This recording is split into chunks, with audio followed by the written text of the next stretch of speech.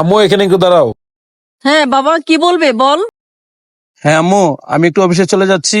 আর এই যে কাজের ছেলেটা আসার কথা না, যদি আসে তাহলে ওকে নিয়ে নিও, ঠিক আছে? থাকো তাহলে।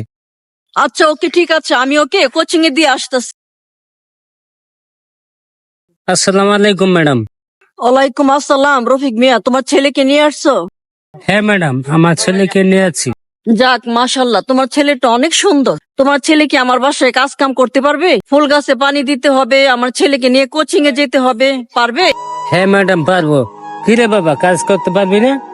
হ্যাঁ বাবা, আমি পারমু। আচ্ছা যাক, পারলে তো ভালোই। আর তুমি আমার ছেলের সাথে খেলাধুলা করো, আমি বাসায় গেলাম। আচ্ছা ঠিক আছে আন্টি, আমি পারমু। আচ্ছা আম্মু, তাহলে তুমি ব্যাগটা নিয়ে উপরে যাও।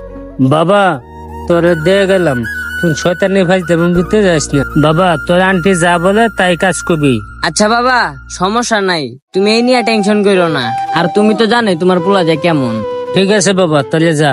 আচ্ছা ইমন, তুমি আমার লগে চলো। আচ্ছা ঠিক আছে ভাই, চলেন।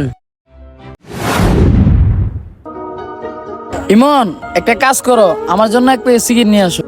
আচ্ছা ঠিক আছে ভাই, আমি এখন সিগারেট নিয়ে আসতেছি।